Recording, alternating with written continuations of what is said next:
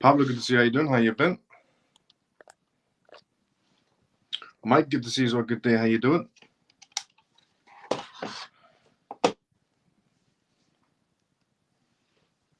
Joe, good to see you as well. Evening. How you doing? Did you watch Trump just now? Brilliant. Just now, no, but I did see the Trump versus Kamala debate, but not what he said today. Why? What did he say? Happy Pisces, good to see you as well. How you doing? How you been? Evening, Miles, CMF. Manny, good to see you as well. How you doing? How you been? Scott, good to see you as well. How you doing? How you been? If you want, Joe, give me this. Give me the rundown on what he just said now.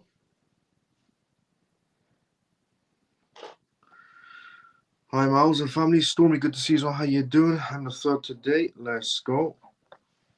How you doing? Let's go, Scott. Arizona Live. In Arizona Live. But I'll check it after the live show, definitely, regarding what Trump has discussed. So, let's do a gist of what we're going to go through on tonight's live show, and then we'll do the intro disclaimer. And by that time, everyone's tuned in for the beginning part of the live show. Lena, good to see you as well. How you doing? Evening. Good evening, Miles and CMF. Orphan, good to see you as well. How you doing? I have a question. MP, go for it. What's your question?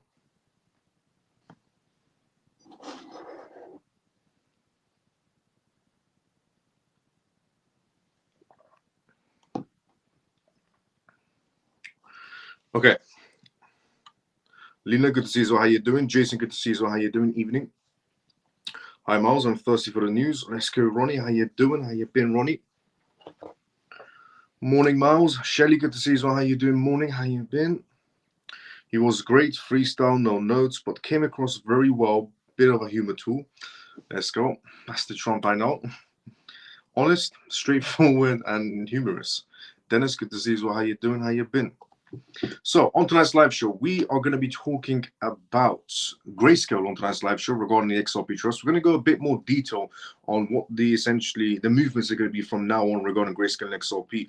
We're also going to talk about FTX on tonight's live show as well. Now, FTX is a bit of a sore subject for the crypto space, but it's a subject that hasn't ended. I mean, we still haven't had the ending of FTX, and the ending is, believe it or not, actually good news, because nobody's going to get refunded in essentially cryptocurrencies, which will be a bit of a downtrend in the market space.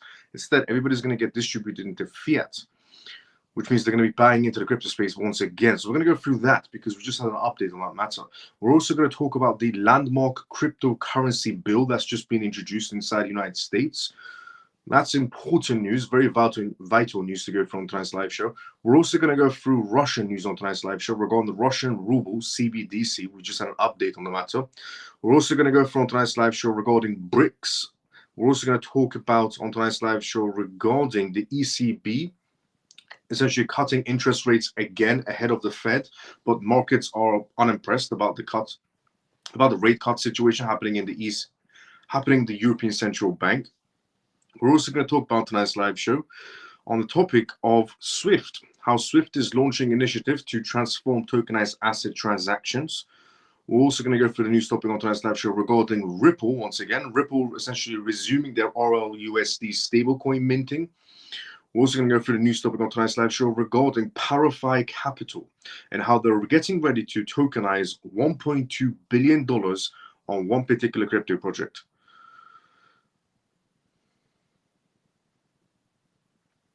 We're also going to talk about tonight's live show regarding Gary Gensler. Apparently, Gary Gensler is under fire. Why? Because Gary Gensler has only been accepting employees that are heavily against cryptocurrencies, apparently. So a lot of essentially governors have sent out a letter to Gary Gensler claiming that Gary Gensler has only been hiring people for the SEC that are pretty much against the idea of cryptocurrencies, who only see cryptocurrencies as securities, and then you can get a job at the SEC. We're also going to talk about tonight's live show regarding Brian Armstrong, the CEO of Coinbase. We're going to go through his market perspective on how things should play out from now on. We're also going to talk about Hawaii on tonight's live show as well. How Hawaii is, just like Japan is, or London is, or Dubai is, they're aiming for a crypto hub as well, or the same for El Salvador as well. So those are the news topics we're going to go from tonight's live show regarding Russia, regarding Hawaii, regarding the SEC, regarding the CFTC, regarding Gary Gensler being on the fire quite heavy this time around, and regarding XRP twice. And regarding $1.2 billion that's about to be tokenized on one particular crypto chain. I'm not going to reveal the chain until we get to that news, and we'll take a guess on who's going to be inside the comment section. So, welcome to the CMF Live Show. If you're watching this for the first time ever, this is the CMF Live Show, stands for Crypto Mouse Family, and this is episode 154. On this live show, as I do every single night, I talk about the most recent things that's happening around the world in terms of cryptocurrency, CBDCs, AI, politics, regulations, vital information for you to know about regarding the world transforming into a digital era. We also do live Q&As on this live show as well, which means you can get involved inside the comment section. I'll be more than happy to answer any questions you may have.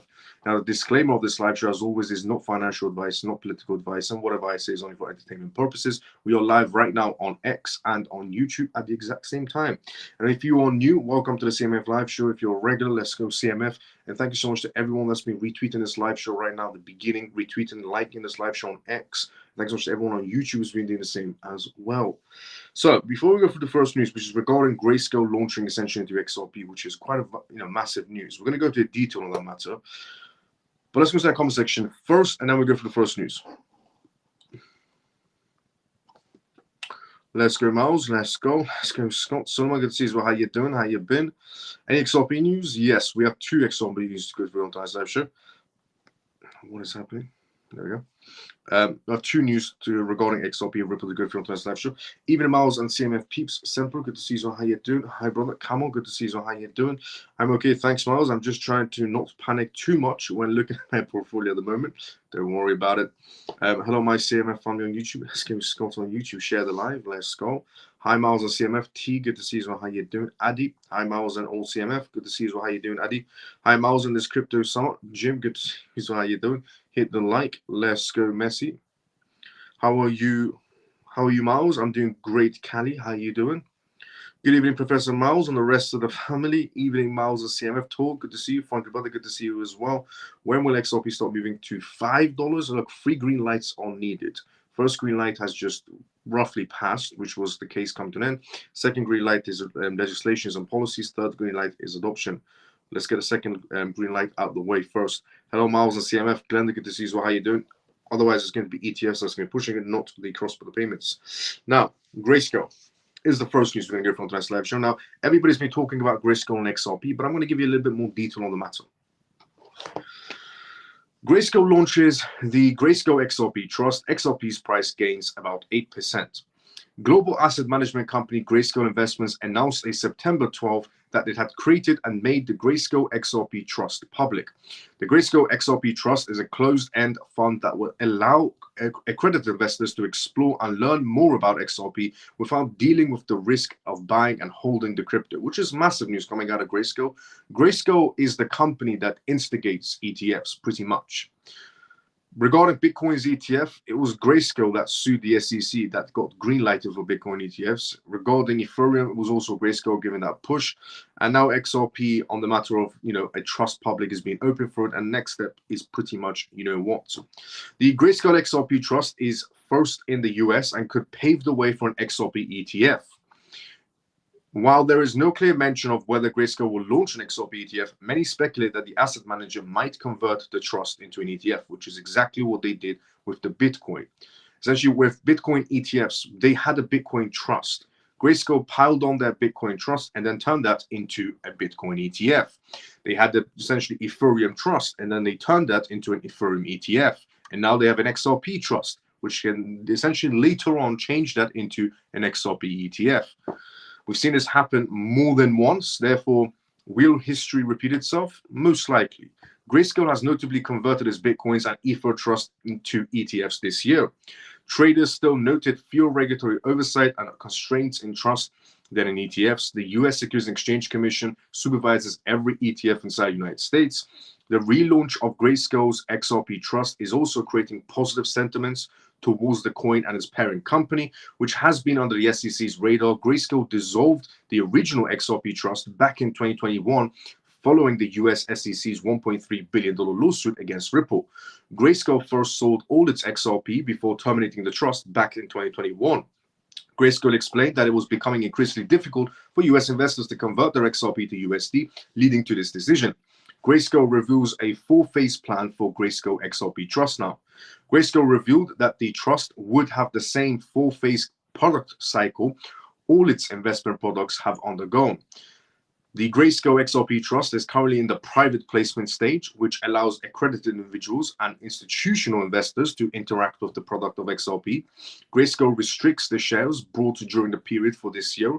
They said, "We believe Grayscale XRP Trust provides investors with exposure to a blockchain solution that is potentially positioned to play a crucial role in optimizing legacy financial systems by streamlining cross-border payments." The reason why Grayscale has essentially opened the XRP Grayscale Trust line essentially is because they're seeing XRP as a legacy financial system by streamlining cross-border payments. This actually came from Grayscale's head of products and research.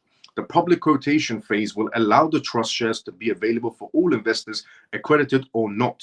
There will also be no restrictions on the investment amount of holding periods, which is great, because the Bitcoin Trust had essentially a timeline of 6 months lock periods, which caused the Bitcoin ETF downtrend when they were launched regarding Bitcoin ETFs. Ethereum had the same scenario going on with they were locking everybody's assets in their Ethereum trust, and then the locks came off when the Ethereum ETF happened, which caused a lot of Ethereum sell-offs as well, right at the beginning. But for XRP, they're not going to be locking up anybody's assets, which is brilliant to hear, which means no downplay when an ETF happens. The third stage involves the US SEC reporting, significantly increasing the transparency surrounding the products to investors.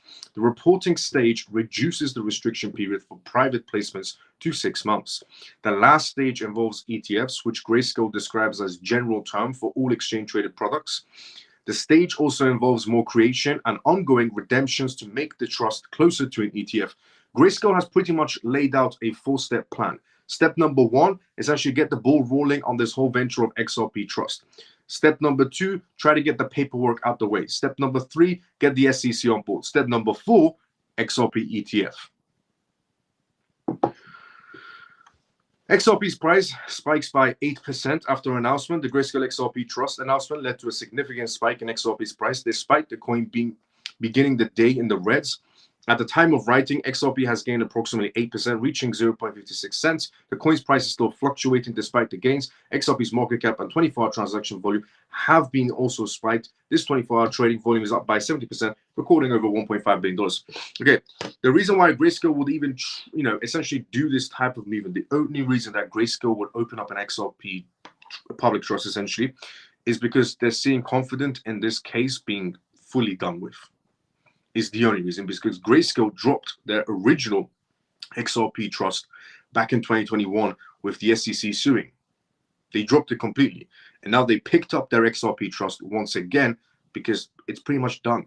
SEC is not going to be appealing, and I said before, if they do appeal, it's going to get rejected. Even Grayscale knows that SEC versus Ripple is done. It's finished. It's case closed. It's the only reason they're essentially launching it now. Now, moving on from the Grayscale and XRP news, which are massive news, honestly, regarding Grayscale and XRP, absolutely massive news. They're showing confidence towards XRP. Investors, institutional investors are now going to be showing confidence towards XRP as well, which is massive news. Absolutely incredible news. And obviously the next steps being Grayscale ETF for XRP. FTX is what we're going to talk about next. Now, FTX is essentially a subject inside the crypto space that nobody really talks about because everybody assumes this whole FTX situation ended a very long time ago, which is incorrect. FTX is actually repaying everybody this year, by the end of this year. And it could have implications on the market space because they're going to be paying out billions of dollars into refunds. The good news about FTX, and believe me, there is good news about FTX, is even though FTX crashed the entire cryptocurrency market space when it did happen regarding their lawsuits and regarding their CEO going to prison, and they crashed the entire cryptocurrency market space. That was bad, depending on how you see it, because everybody bought discounts on crypto projects. But fast forward to today, they're going to be refunding everybody in cash, fiat money. FTX is going to be paying out billions of dollars in fiat to all the people pretty much that lost their money on FTX, which means lots of people are going to have a lot of money that they didn't have before, which means there's a high chance of those people re-entering the market space. And we'll talk about billions of dollars being refunded in fiat money to investors, which then they can use that money to enter the crypto market space. Now, are they all going to be entering the cryptocurrency space? Probably not. But are the majority of them going to be entering? Yes. Is that going to be positive? Yes, heavily. So regarding FTX, yes, it was a complete dump on that matter, but they are going to be essentially refunding everybody on fiat, not cryptocurrencies. If they refund people in cryptocurrencies, then that'll be a bit of an issue. Everybody will start selling, but they're going to do it in fiat. Now, on the matter of FTX doing refunds on fiat, it means that they have to sell off their crypto assets. So FTX is getting ready to sell off $23 million of Solana tokens. FTX unstakes $23 million worth of Solana is a potential Solana dump imminent. Not dump in any sort of way, but because $23 million wouldn't do much. A wallet associated with the crypto exchange FTX and its sister company Alameda Research has redeemed 177,693 Solana tokens valued at approximately $23.75 million from the Solana proof stake of network. The movement highlighted by PeckShield, they essentially tweeted out on their X page on speculation within the crypto community space that is FTX getting ready to sell off $23 million of Solana because they unstaked it. Speculation rises after FTX and Alameda wallet movements. Additional data from SoloScan shows that the wallet in question still holds about $7.057 million Solana valued at around $954 million currently staked. There is a wallet that is belonging to FTX and Alameda. Knowing FTX and knowing that they're selling off their entire assets to pay everybody back in fiat, FTX is holding roughly about $954 million worth of Solana. Is there a chance of FTX deciding to sell that entire bag? Probably, because they did say in the court papers they're going to be paying back everybody pretty much in fiat, which means they need to have fiat to refund people, which means they need to sell their crypto assets. Now, are they going to be dumping it instantly? Probably not, because that wouldn't be good for the market space. And I don't think the judge will allow that either, because it will be seen as market manipulation. Now, this recent activity echoes similar movements in November and December 2023, when the same address unstaked significant amounts of Solana and transferred them to Coinbase. So it's not the first time this particular wallet that belongs to FTX and Alameda Research has been selling off Solana. But right now it's holding $954 million. The last time it did this, it transferred assets to Coinbase to sell. It has caused speculation within the crypto community about a potential sell-off, as market participants typically move their tokens to centralized exchanges for liquidation after unstaking them. However, some analysts believe that it may not have a major impact on Solana's price, as the amount unstaked is relatively small compared to the total holdings of the wallet, which accounts for 1.5% of the assets circulating supply. Furthermore, it is expected that any future sales by the FTX estate could be conducted through over-the-counter OTC deals, reducing the likelihood of a sharp market reaction, which is true. FTX has been selling off quite a lot of Solana and any other asset they did have in cryptocurrencies, but they've been selling it to private auctions, for example. Legal troubles continue for FTX executives. The timing of unstaking comes at FTX and its executives continue to face intensive legal scrutiny. The former Alameda CEO Caroline Ellison is scheduled for sentencing on September 24th after pleading guilty to all charges related to the exchange's collapse. Despite the legal drama and concerns regarding the unlocking, the Solana price has largely remained stable, even seeing a 5% increase over the past 24 hours to $135.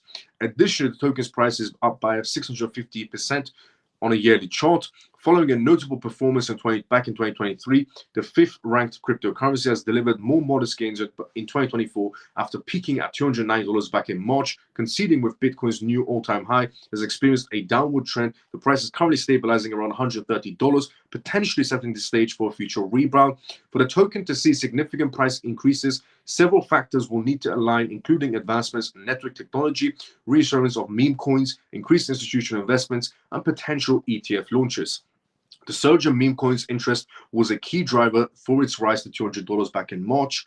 Should these catalysts materialize, market watchers believe there is a potential for Solana to reach a price point of, I'm not even joking, not my prediction whatsoever, but it's their prediction of a matter of $1,000 for Solana 2025.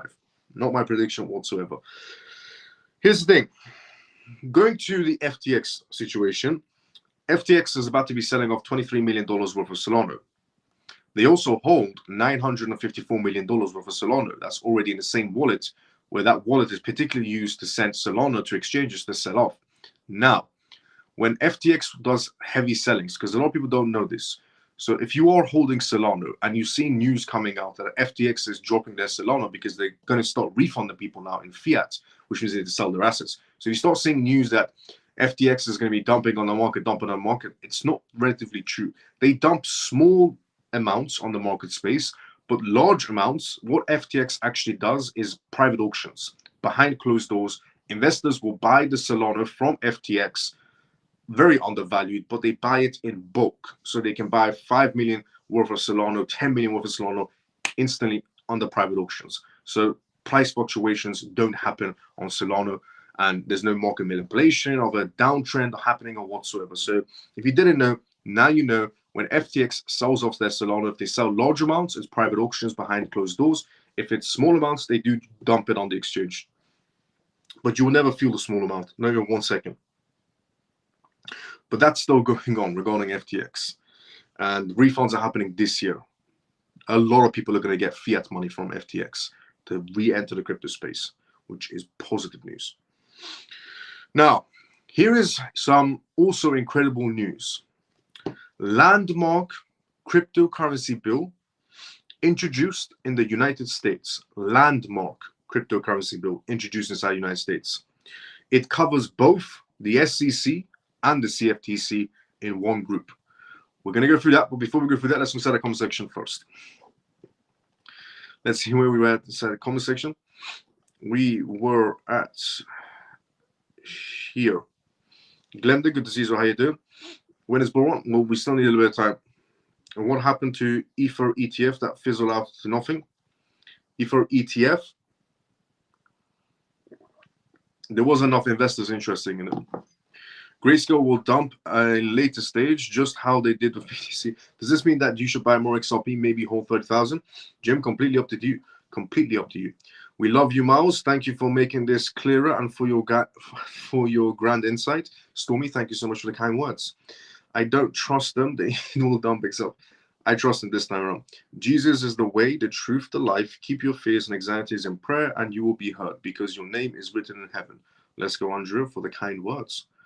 When will XRP reach its green lights? Seemed like a lot of time. Well, it does take a lot of time to transform the entire financial system. How's it going, Miles? Zach, is going great. How's it going for you? How you been? SEC will say no to XRP ETFs. Well, no. Here's the thing. The SEC cannot say no to XRP ETFs because they have to give a reason. See, SEC has been down the road before with Ripple. And if they reject the idea of XRP ETFs, they need a very genuine, valid reason, because they know for a fact that Ripple would decide to sue them into the ground again. And that won't be good for the SEC. And by the looks of it, Gary Gensler isn't going to be holding his job title for too long. So I don't think he wants to go for that hassle ever again. So on the chances of them essentially rejecting it, they have no choice but to accept it, because they have no reason whatsoever to reject it at all. Hope you're well. Zach, I'm doing great. RLUSD isn't available to us individuals, only institutions. Does that affect us? Not even one bit. RLUSD is going to be available to institutions, yes, but the public can still buy it through a middleman, essentially. Hello, Miles and CMF. Troy, how you doing? Good to see you. How you doing? XRP and Cardano will never pop off, even guys never. XRP, Gerald, how you doing? XRP and Cardano will never pop off. Again, guys, never. Well, it seems like Gerald is very confident. Gerald Baker is very confident that XRP and Cardano will never pop off again. I'm not sure. I'm not speaking for Cardano in any sort of a way, but XRP will never pop off again, guys. Never. I wasn't aware, Gerald, that you worked for the Bank of International Settlements or the International Monetary Fund or the World Economic Forum or for any centralized bank or any sort of organization or any sort of major institutional backgrounds. But thank you for your insight, Gerald. Next time, keep it to yourself. When will XRP get a pump? Short term, I was told there will be a pump after the case then to drop. Well, that 60-day period, 30-day period is what messed it up. George, good to see you. Well, how you doing? How you been? Solana, best coin. Ooh. It's a good coin for what its purpose designed for. I guess BlackRock will follow Grayscale and purchase XRP. When will I see rewards for hedge fund? We haven't started it. Have I asked anything that offends you? Okay, no, that's not towards me. What do you think about OLUSDs only for institutions? It's for institutions, but you can buy it indirectly. The public can also buy it indirectly. Jim, how much have you donated so far into the hedge fund? Thanks, Elliot. What hedge fund? Hi, Miles. Can you give me some small information about the hedge fund and what are the titles? I haven't started it yet to give you a sort of rundown on it. I said whenever I do launch it is when I give you the rundown on it. What's the hedge fund? When I launch it, Zach, I'll let you know. Inside the comments, inside the Telegram group, I'll let everyone know. I love my Solana, but somebody couldn't afford to buy them off me. I comprehend what you're suggesting. I'm inquiring that the benefit of this one possibility of a hedge fund creation. No, not Zach. I'm Zach. Miles, that is great news, but the two of them will set the same table. The US, the news they're going to mention. Plus XRP is not a security. Yes, that's true as well. Yes, I'm in the Telegram group. Thanks for everyone who informed me right information. No problem, Jim. Can XRP reach $10 in the next 30 minutes? Can XRP reach $10 in the next 30 minutes? New investor. Chozone, can XRP reach $10 in the next 30 minutes? Consider variable change. Thank you very much, Gerald, for entertaining the CMF. Did you see the tweet from Swift about digital assets? I did. We're going to go through the Swift news as well. Let him cook.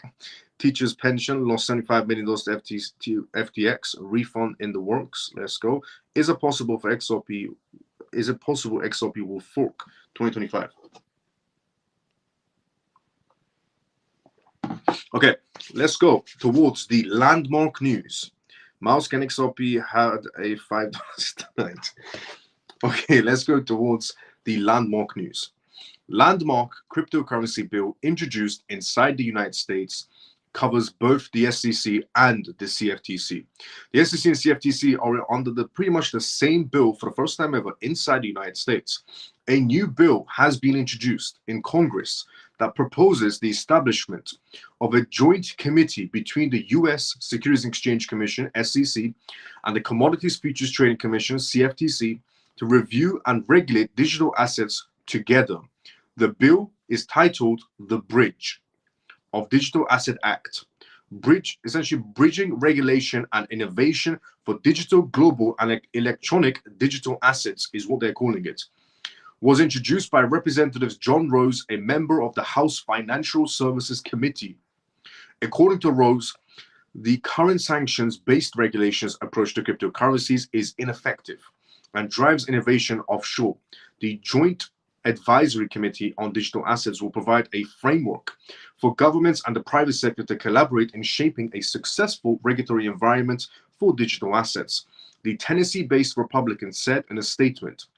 While the SEC and the CFTC have been active in essentially bringing charges against major crypto firms, they have discarded a key issue, such as the need for new legislations and how to classify certain cryptocurrencies like Ethereum. The Joint Committee proposed the Rose Bill aims to address these differences and create a cohesive strategy for regulating the digital asset space. The committee will include 20 non-governmental partners representing a variety of interests of digital asset sectors, serving 2-year terms. The committee will meet at least twice a year to make recommendations on rules and regulations for the crypto sector. The committee's focus area includes exploring decentralization, improving market efficiency, and ensuring consumer protection. Yesterday, the day before yesterday, the US House of Commons came together and discussed the matter of DeFi, where Republicans were pro-cryptocurrencies and the Democrats were against cryptocurrencies. Now, there's a lot of back and forth that was happening in the US House of Commons, but it seems like something did come out of it, where they've introduced a bill called the Bridge, where CFTC and the SEC are going to be working actually alongside each other to regulate the cryptocurrency space and introduce regulations, most importantly, which is what we need. Because the only thing holding cryptocurrencies back from major adoption, from corporations, from banks, is regulations. Regulations are like safety nets for mega corporations, because some mega corporations don't like operating in too much of a gray area. Why? Because it backfires when you work in gray areas. It will backfire after 1 year, 2 year, 3 year, 4 years down the line, where they'll pile up the documents against you. For example, the CFTC will pile up documents against your company and sue you into the ground. So that is amazing regarding the bill that's just been introduced. Incredible, crazy news. So finally, something good came out of this headbutting that was going on with the Republican Party and the Democratic Party on cryptocurrency bills and regulations.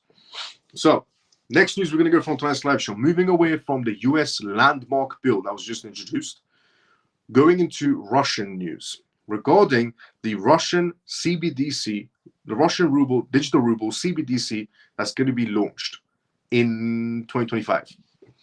Now, Russia was a country that claimed they're going to be launching their CBDC in 2020, in 2030, 2028, 2029, 2027, 2026, and then now they're saying obviously 2025, which is what I said is going to be happening a very long time ago. I said countries are lying to you. You don't have enough time to get inside the crypto space. You need to jump in now and start understanding everything, because they are lying to you when they say 2030 CBDCs. Is technically 2025 is what I've always said. It's 2024 and so on. It's exactly what's happening right now. But before we go through that news, let's go inside the comment section first. Whoa, JP, once again, thank you so much for the $500 donation.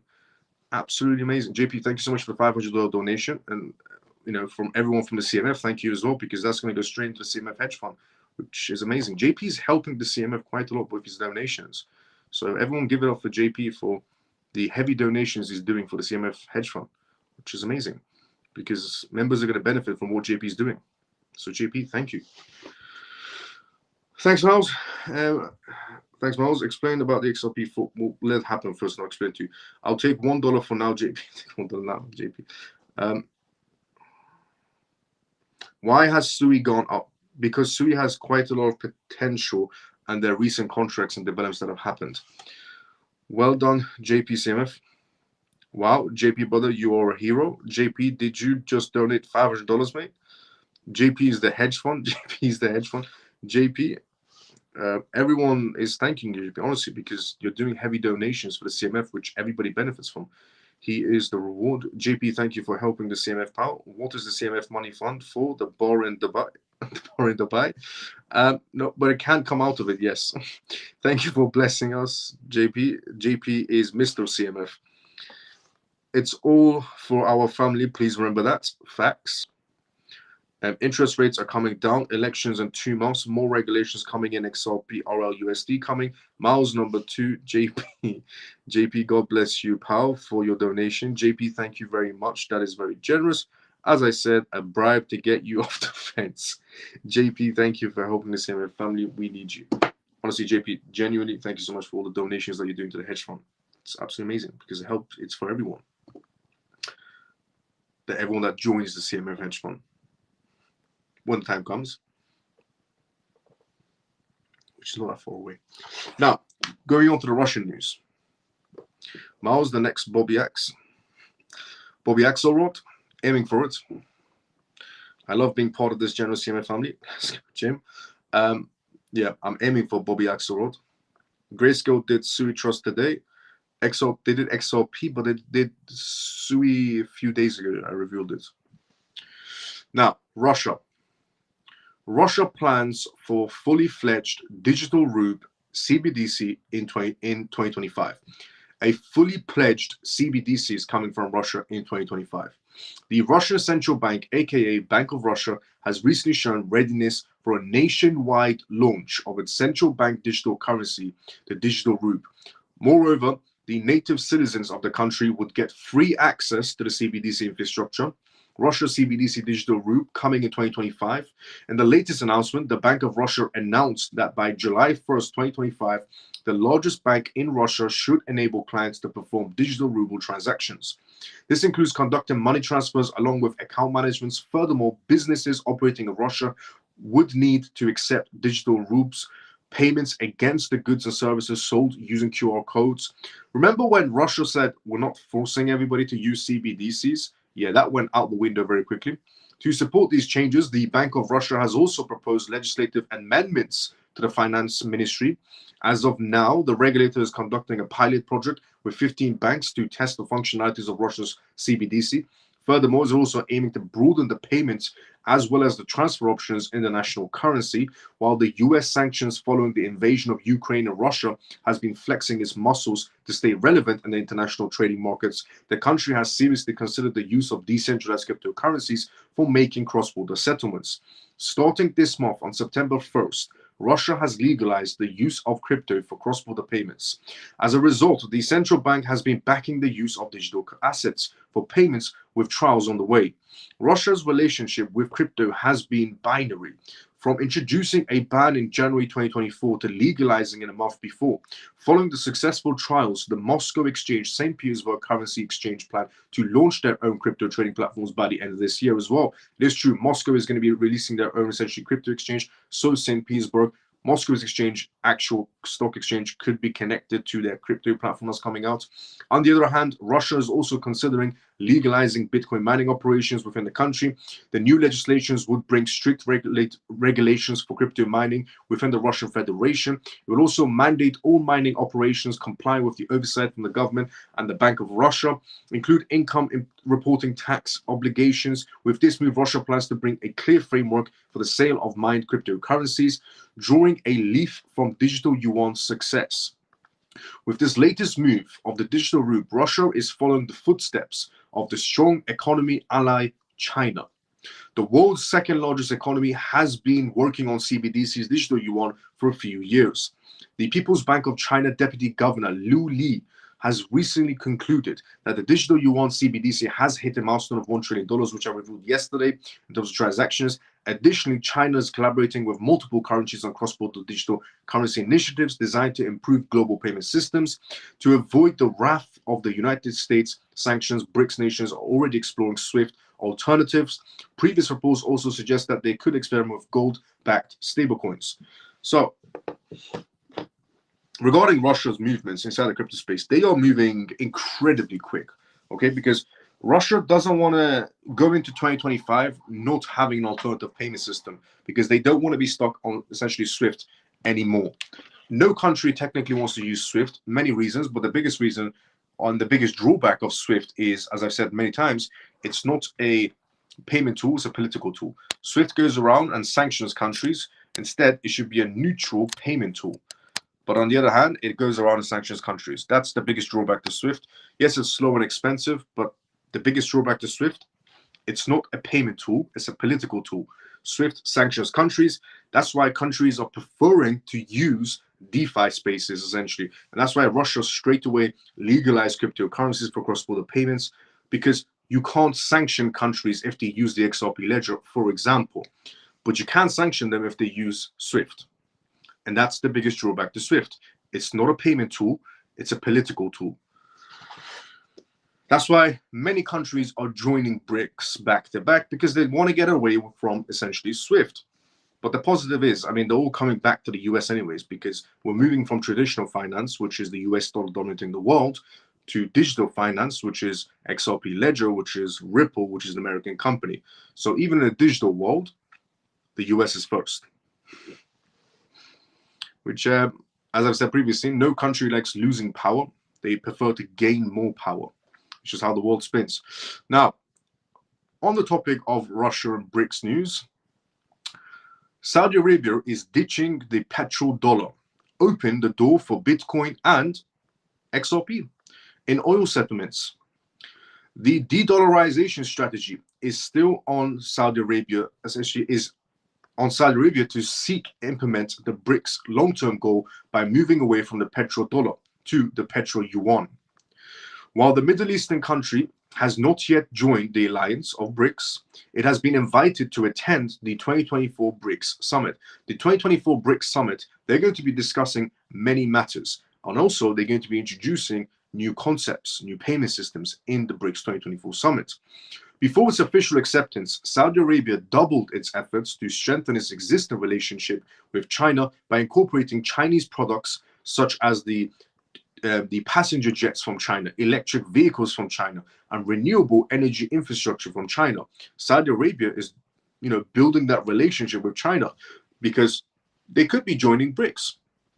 To take this relationship to the next level, Saudi Minister of Industry and Mineral Resources, Bandir, has disclosed that the country is open to new ideas, including using digital yuan in crude settlements. According to him, their decision hinges on the country's best interests, as they try to mix politics with business. The petro-yuan is not substantial to the ministry. We believe Saudi Arabia will do what's in its best interest, but I think Saudi Arabia will always try new things and is open to new ideas, and we try not to mix politics with commerce. So Saudi Arabia is basically trying to say, if we do join BRICS, it's not a political move. We're joining BRICS because it benefits us in terms of our country, and it's not a political move. Why is Saudi Arabia mentioning that if they do join BRICS, it's not a political move? Because, well, they're afraid of the US. You see, the reason why Saudi Arabia is Saudi Arabia, or the United Arab Emirates is the United Arab Emirates, or Dubai is Dubai, they're all deserts. The reason why they look like that is because of oil companies in the US that built these countries pretty much, funded these families pretty much. So, the US gives, the US takes. The reason why, honestly, the only reason why Saudi Arabia is even mentioning that if they do join BRICS, it's not a political movement, don't worry anyone. They're trying to mention it indirectly to the US. If we join BRICS, it's not a political movement. So don't come after us, basically, in simple words. Is what I said a long time ago. I said it's a big mistake for Saudi Arabia to join BRICS because it could backfire. Their entire country is built by American oil companies. So is the United Arab Emirates. Most of the Middle Eastern countries that are incredibly wealthy are built from the ground up in the early days by US oil companies.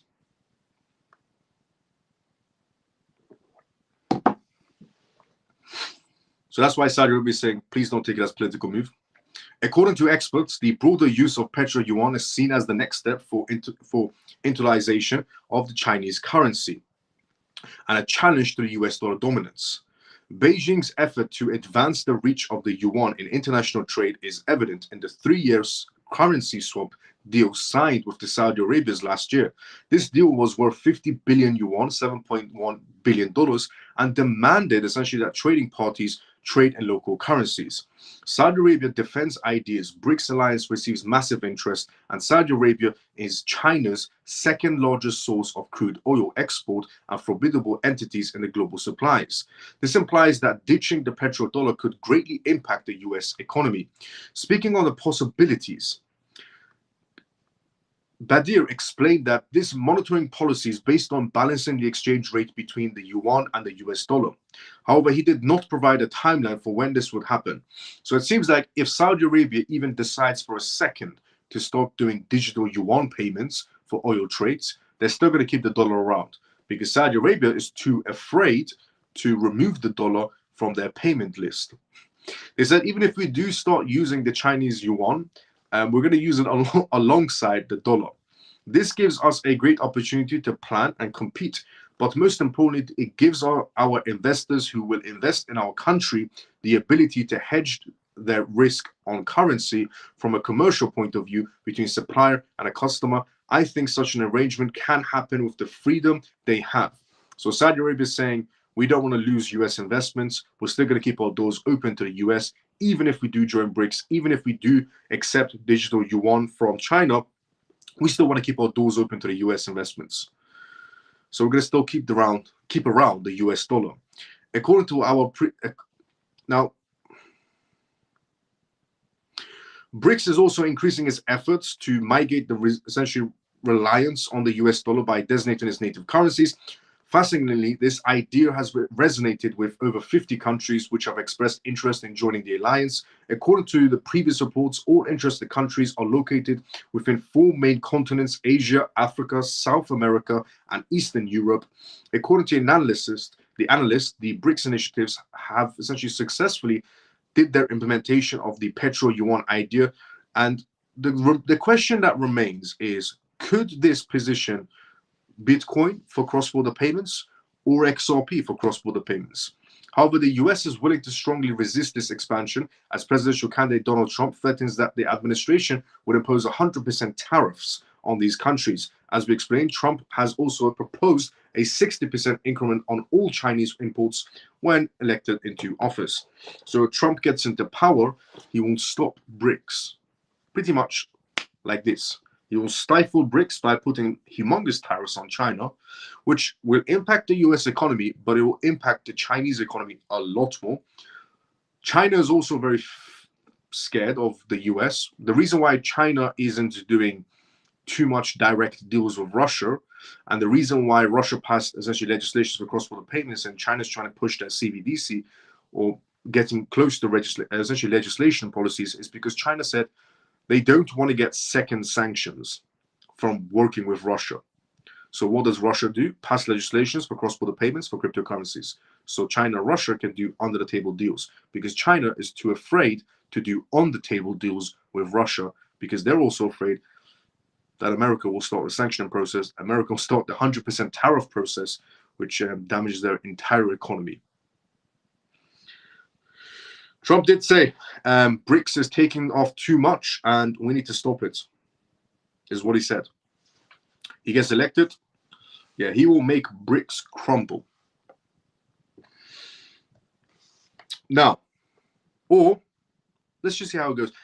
Moving on from essentially the BRICS news regarding which payment system could be chosen, Bitcoin or XRP, for BRICS nations, or it could be another payment system, but most likely, if there was a choice of Bitcoin or XRP, for example, if my country, for example, let's just say I was actually, no, I'll twist the question instead. This is my question to everybody inside the comment section. This is my question to everybody right now that's watching this live show. I genuinely want to know, if you were a president of a country or a prime minister of a country, and you had 2 choices of which token you would choose for cross-border payments for your country to do domestic and international trade, which currency would you choose? Cryptocurrency. And your choices were either Bitcoin or XRP. If you were a president of a country and you had 2 choices for cross-border payments, for domestic and international payments, and your choices were Bitcoin or XRP, which one would you choose as the president of your country in terms of doing payments? Go. Everyone inside the comment section. I just want to know some perspectives on that. If you're watching this for the first time ever as well, get involved inside the comment section. Or if you have a third option for a cryptocurrency, go for it. This is not a trick question. If you have your own idea of another cryptocurrency, go for it.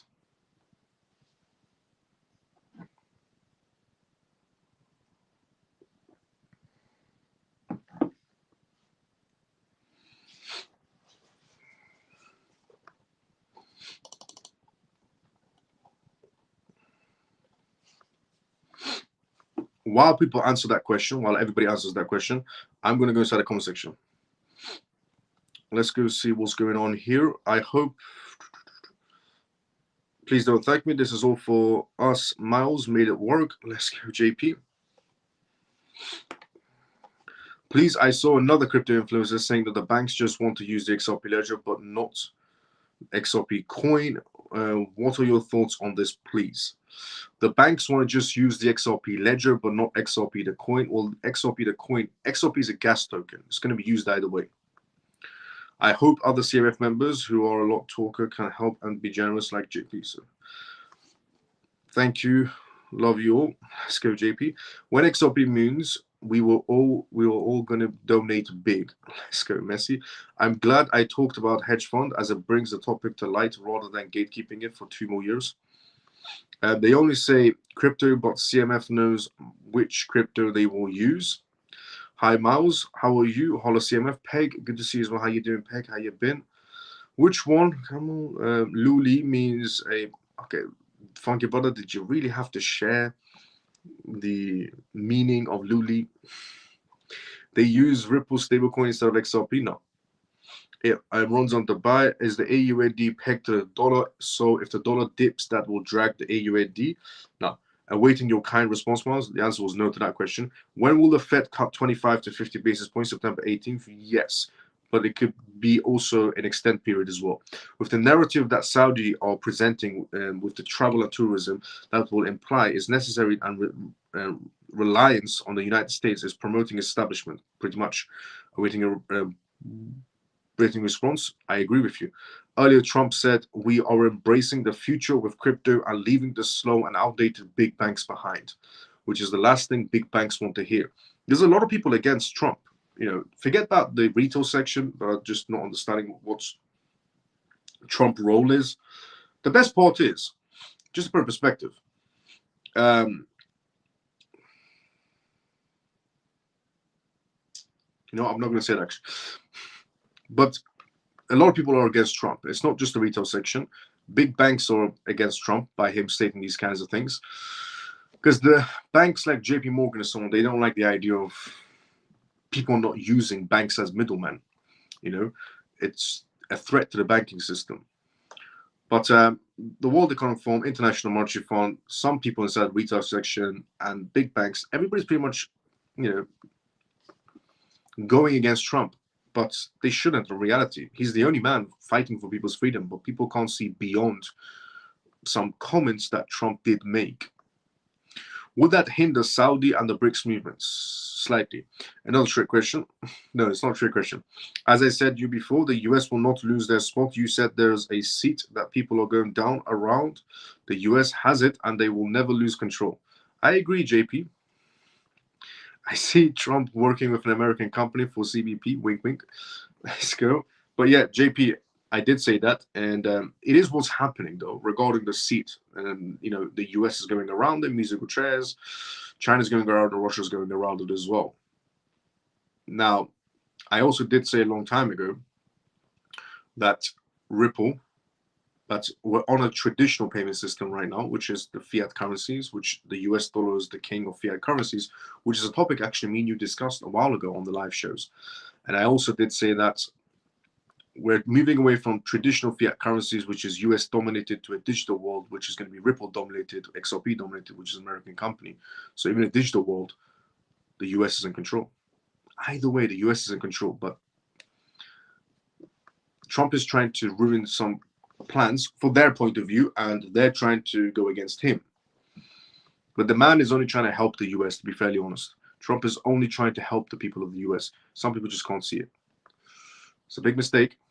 Time will tell. I can see Trump working with an American company, CBP, wink, wink, XRP, and the companies that essentially, so if you were a president of your country, which essentially cryptocurrency will you use as a cross-border payments? The question was.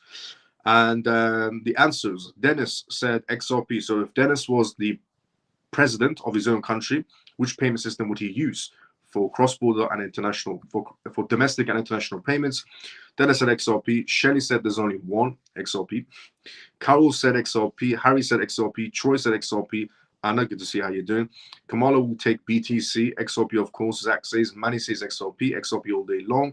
G says XRP. I would make my own. Use that. Pablo, let's go. Coinmove is what JP said. Let's go. XRP for sure is what Glenda said. XRP said. Susie says XRP. Ronnie says XRP. I will use Stellar if I had a third world country like Australia.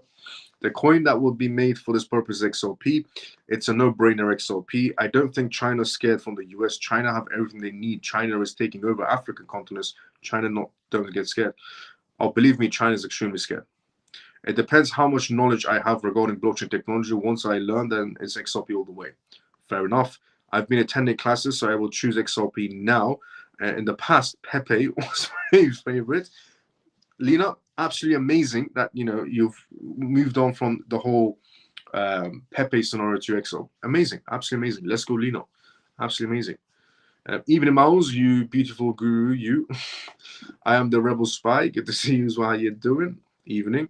Miles, don't say it. All of the companies that are in the cryptocurrency of America, they're not going to lose. Yep, facts. Right. We had this discussion last year. I'm with you. Let's go, JP. And XRP, let's go, Stormy. So, now, moving on to ECB news, the European Central Bank news. The ECB cuts interest rates again ahead of the Fed, but markets are unimpressed. The European Central Bank slashed its deposit rate by a quarter point for the second time this year, a clear reaction to weak economic growth and inflation that's inching closer to the 2% target. The decision was widely expected, and yet financial markets barely reacted. It's as if they essentially shrugged and said, "Is that all you've got?" The ECB has dialed down its 2024 growth forecast to 0.8%, slightly below the previous prediction of 0.9%. Domestic demand is expected to drag growth in the coming quarters. The central bank's governing council was vague as ever, repeating their tired old line about making decisions based on data and going meeting by meeting. So no one really knows if another rate cut is coming in October or later this year inside the EU. Economists are split. They think that the ECB might hit the pause button when they meet again on October 17th, like they did back in July. But others are eyeing December 12th for the next potential quarter point of a rate cut. According to the LSEG data, there is a 70% chance the ECB will leave rates unchanged in October, with only 30% probability of another rate cut happening in the EU. The European Central Bank President, Christine Lagarde, isn't easing folks' concerns. She made it crystal clear they aren't pre-committing to anything, leaving the room with essentially plenty of guesswork. From ING research, they pointed out that inflation is still a bit sticky, partly thanks to the wage negotiations in Germany. As long as the case, the ECB will likely hold off and on more aggressive rate reductions. Also, going on to say, they don't think that we'll see faster rate cuts until next year, and he's not wrong to point out that the ECB's record on predicting inflation isn't exactly stellar. But there's a catch. With the Eurozone growth outlook looking weaker by the day, the ECB might have no choice but to act more aggressively at some point. Also believes that once the ECB fully realizes just how bad things are, they'll be forced to make deeper cuts. Christine Lagarde, meanwhile, has been blunt about the risk to growth, citing lower demand for Eurozone exports and geopolitical tensions. There's also the not so small issue of how tighter monetary policies could have a bigger effects down the road than anyone expected. Market reactions of the crypto boost. After the ECB, the European Central Bank's decision, the euro actually got a bit of a boost. It traded higher against the US dollar, going up about 0.21% to a ratio of $1.10. Not a massive jump, but noteworthy. Meanwhile, the crypto market saw an even bigger pop. Bitcoin took off, climbing to $58,258, and there's a 2.5% gain in just 24 hours. Ether wasn't far behind, inching up 1% to trade at $2,370, with Bitcoin's market cap hitting $1.15 trillion and Ethereum sitting at $285.23 billion, with an overall market cap of climbed to roughly $2.05 trillion. It's a good day for crypto, despite the fact that trading volumes remain pretty low. Some crypto watchers are already looking past the ECB and towards the Federal Reserve news coming out. The rate cut might not have much of an effect on the market, though. Many reasons are being floated around for this. For starters, crypto doesn't play the same rules as traditional market spaces. While central banks upset over interest rates, crypto traders are focused on things like adoption, regulatory news, and good old-fashioned sentiment. There's also the fact that the cut is already baked into price. Traders have been expecting this move for a while, with an about 85% chance priced in for the 25 basis points cut rate on September 18th. So when it finally happens, it might not be a catalyst that people are hoping for. So, regarding the ECB, while the US is still figuring out rate cuts or not rate cuts, but the US has a much more crucial job because, I mean, they impact the rest of the world. Whatever the US does, it's going to impact the rest of the world. As the Bank of International Settlements put it, when the US market sneezes, the rest of the world catches a cold, which is factual. The central bank, the European Central Bank, did do rate cuts again. They did rate cuts again for the second time.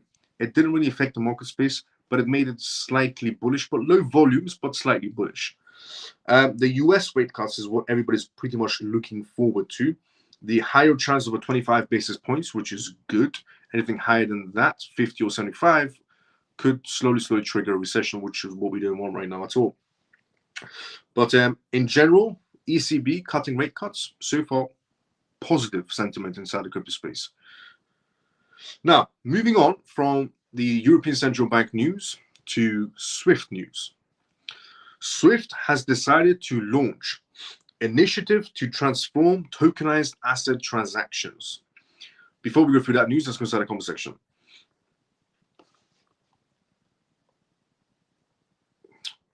Let's go inside the comment section to see what's going on. We were at here.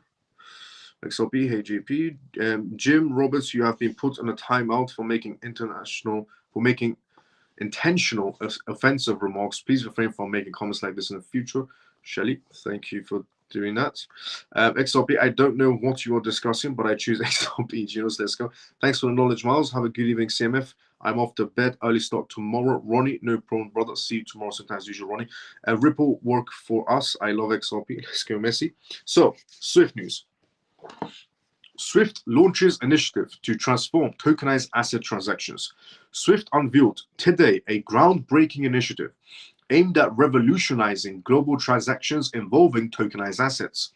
This new system is designed to facilitate real-time transfers by linking various blockchains. Here's the best part. So SWIFT essentially introducing this new initiative. This new system that's designed by SWIFT, that's just been released today, is designed to facilitate real-time transfers by linking various blockchains, central bank digital currencies, and fiat currencies, thereby addressing the interoperability challenges that have long plagued the digital asset ecosystem. So everybody remember when SWIFT essentially announced their partnership with Chainlink, and everybody thought that was it. You know, Chainlink and SWIFT are now together, they're best buddies moving forward.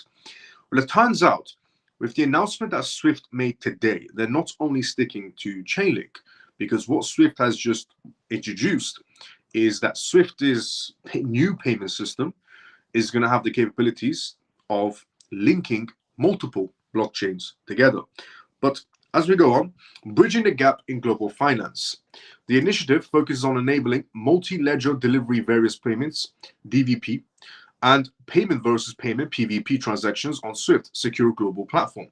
This advancement will allow for seamless payments and exchanges for tokenized assets, marking a significant step towards integrating traditional and emerging asset types, including cryptocurrencies. The global market, the real-world asset RWA, is projected to reach a staggering $30 trillion by 2034, underscoring the urgency of this development. Tom, SWIFT's chief innovation officer, emphasized the potential of digital currencies and tokens to reshape financial transactions. He noted that digital currencies and tokens have a huge potential to shape the way we will play and invest in the future. But that potential can only be unshielded if the different approaches that are being explored have the ability to connect and work together. The sentiment highlights the critical need for inexclusivity and interoperability within the financial ecosystem, addressing the fragmentations in digital assets. SWIFT's initiative comes in response to the growing fragmentations in digital assets landscape, often referred to as digital islands. These isolated systems have emerged due to varying technologies and regulatory environments, complicating essentially the ability of institutional investors to engage with tokenized assets. By providing a unified payment infrastructure, SWIFT aims to streamline the integration of digital assets within existing bank-led networks. The initial phase of this initiative will utilize fiat currencies with plans to expand into CBDCs, tokenized commercial bank money, and regulated stablecoins. SWIFT has already conducted successful testings involving tokenized asset transfers and has collaborated with banks across Europe, Asia, and North America in CBDC Sandbox project.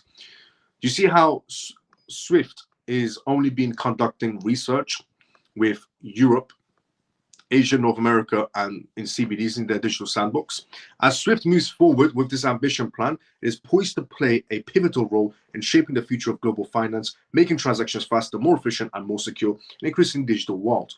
So SWIFT has decided to introduce this new payment system they're going to be coming out with, and this new payment system is specifically very big on tokenization and CBDCs.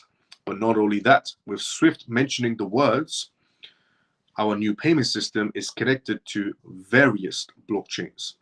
But everybody for a very long time only thought SWIFT Chainlink. That was essentially what was announced. SWIFT partners with Chainlink.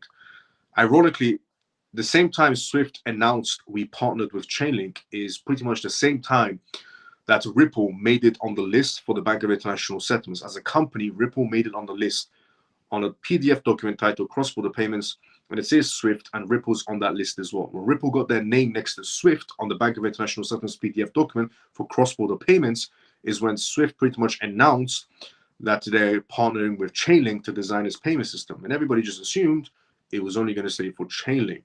But it seems like SWIFT's payment system is connected to various blockchains. So it's not just Chainlink. There's other blockchains involved. I mean, we can all take a guess of what other blockchains are pretty much involved in this matter. That's if SWIFT sticks around to see what happens next. A lot of countries are moving away from SWIFT because they're afraid of the whole sanctioning situation. Because, as I've said multiple times, SWIFT is not a payment tool, it's a political tool. It goes around and sanctions countries, hence why people decide to leave SWIFT. Hence why a lot of countries decide to leave SWIFT before they get sanctioned as well. So it's not a payment tool, it's a political tool. And that is the biggest drawback. So let's see if SWIFT is able to cling on and stick around, even though everybody knows it's a political tool and not a payment tool. Payment messaging service, but it's a political tool. That's the biggest drawback, not that it's slow and expensive. Now, moving on from the SWIFT news, which they give everybody a hint of what's coming next for SWIFT. That's various blockchains, not one. Ripple is what we're going to talk about now. Ripple resumes RLUSD stablecoin minting with 90 new tokens issued. Before we go through that, let's go to the comment section first. Is there any questions? I don't know what you're discussing. XRP. Ripple works for us. I love XRP. Do you think SWIFT works with XRP? There's been speculation that SWIFT is working in some sort of a manner with Ripple as a company. There's been speculation on that matter. They're both under the Bank of International Settlements on a PDF document titled Cross-Border Payments. You know, Ripple's there. SWIFT is on the list as well. Ripple's the only blockchain company around.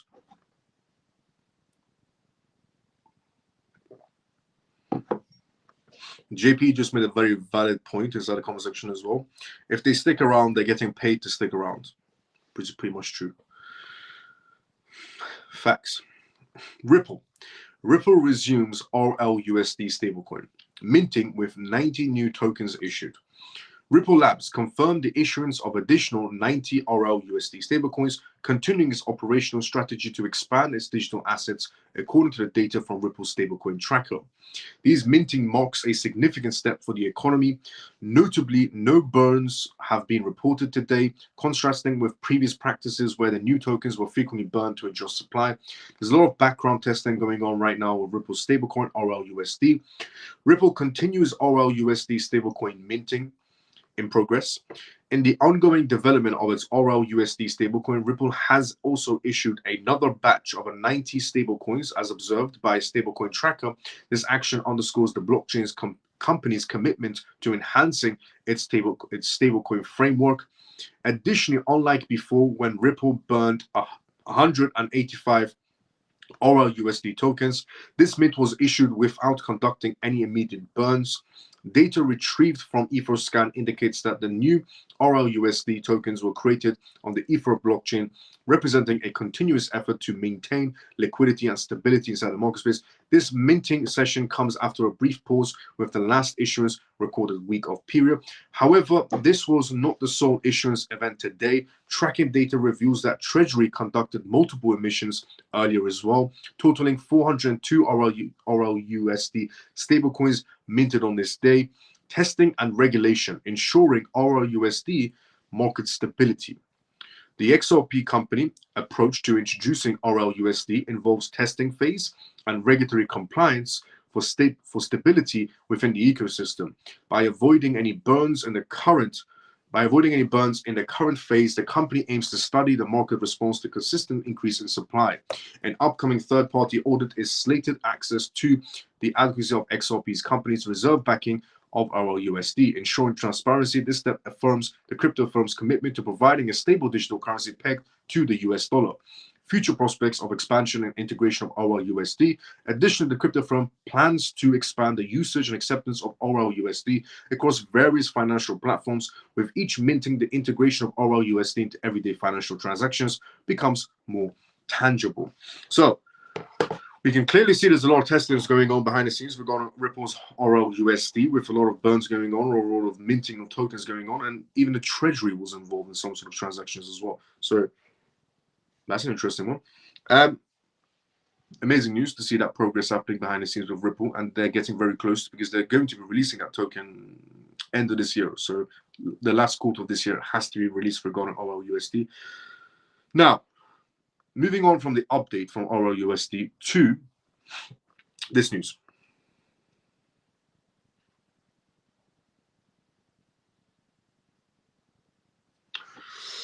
Parify Capital. Parify Capital to tokenize $1.2 billion fund on securities. Here is a question to everyone. Not a trick question. It's not a trick question. Everybody get involved inside the comment section one more time. What do you think is essentially a chosen blockchain for this? So Parify Capital is getting ready to tokenize $1.2 billion fund on securities. Which blockchain do you think is a part of this? I want to know who's going to get the answer to this question. Which blockchain do you think is a part of this? Go. Everybody get involved inside the comment section. Give me some blockchains of who do you think is involved in this $1.2 billion fund of securities. This is, by the way, Parify Capital's first tokenization. They're going to do much more tokenizations, but they're starting out with $1.2 billion fund. In terms of security tokenization. Which blockchain do you think has been chosen by Parify Capital? Put your answers inside the comment section right now. If you're watching this on X, if you're watching this on YouTube, CMF members, go for it. It's not a trick question. Just choose a blockchain. Do you think it's Ethereum? Do you think it's Cardano? Do you think it's Solana? Do you think it's anything you want? Go for it. Let's see what everybody puts inside the comment section. Let's see who gets it right. It's not a trick question. Go for it. Daniel says XRP. Daniel says XRP or Ethereum. Shelly says AVAX. Chilzon says AVAX. Max says Ondo. Interesting. Messi says ETH. Mike says Avalanche. Adi says AVAX. Chilzon says AVAX or Sui. Max says Polygon. Carol says AVAX. Messi says AR. Orphon says Matro DAO. That's an interesting one. You went quite broad with that one, Matro DAO, but I did say it's not a trick question. It's one project that's a part of this. Okay, time is pretty much up. Quite a few people got it right. So the people that got it right, the first person that got it right was, I want to say XRP, but it's too obvious, so I felt it's not. No, XRP for that matter, I'll tell you. the first person that got it correct was Shelly. See, Shelly, not all my questions are trick questions. Shelly was the first person to get it correct. It's AVAX. Chozone said AVAX. Chozone was correct as well. Shelly was correct first. Chozone was second on correctness. Mike was also correct as well. He was third. Adi was correct, fourth, AVAX. Chozone said AVAX as well. Carol said AVAX as well. Susie, AVAX. Pablo, AVAX. Let's go. It's Avalanche. Ondo, Chainlink, or XRP? Nope, AVAX. Powerify Capital to tokenize $1.2 billion fund on securities. The digital asset firm, Powerify Capital, has taken its first step into fund tokenizations by offering a minority stake in its latest venture capital fund on the Avalanche blockchain. According to September 12th, Bloomberg reports the firm's $1.2 billion fund will be partially tokenized and available for trading through the securities platform, marking a move towards integrating blockchain technology into traditional asset management. They said, "We decided we want to eat our own dog food." I'm not even joking. That's what they stated. The Powerify Capital company that's going to be about to be tokenizing $1.2 billion that Bloomberg is reporting on. Everybody on Wall Street listens to Bloomberg. So Bloomberg reporting this news is very big. It puts a lot of eyes out there because it's not about what you see, it's about what they see. So they said, "We decided we want to eat our own dog food," said Powerify founder Ben Foreman. "We are investors in this technology, but we didn't just want to invest in the tokenization infrastructure. We wanted to use it for ourselves," which I appreciate a lot. Powerify has invested into securities and Avalanche. In August, it closed a $120 million fundraising from several investors, including Theta Capital Management and Alcoda Partners as well. Tokenization, a fund, means converting ownership interest or shares into digital tokens that can be stored. Back.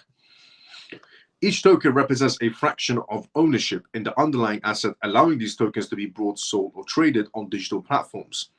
Among its benefits, tokenization lowers the barriers to entry, allowing more people to participate in the investment opportunities that were previously reserved for large institutional or wealthy investors.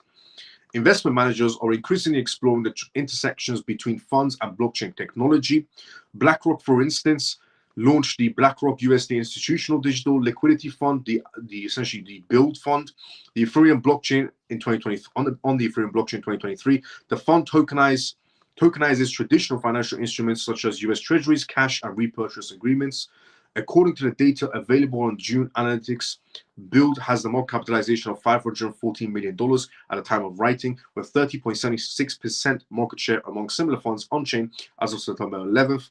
Of over $1.6 billion of securities have already been tokenized, an increase of 11% over the past 30 days. Global Bank City, that's essentially forecast that tokenization market will reach up to $5 trillion by 2030. So, AVAX, incredibly underrated, essentially, chain, incredibly underrated chain. Once again, AVAX has been chosen for a mega project, in other words, for tokenizations. $1.2 billion, Powerify Capital. AVAX is pretty much the starting line for these people, which is incredible. AVAX is incredibly underrated. A lot of people, essentially look past AVAX and go to other projects. But AVAX is being used on a subnet green by Citibank. It's being used on a subnet green by JP Morgan. It's being used on a subnet green by multiple. I mean, if you look at the list of, because of their carbon footprint project that AVAX has going on the subnet green, a lot of banks and institutions are actually utilizing it and building on it, most importantly. And Powerify Capital, so AVAX is pretty much the best chain for them to be able to do this launch on. $1.2 billion. Incredible. Also reported by Bloomberg, makes it even better. Now, the next news on tonight's live show is quite a big one also, which is regarding Gary Gensler.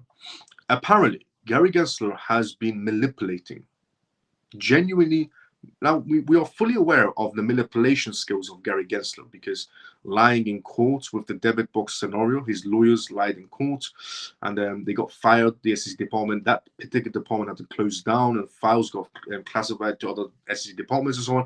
So we're very,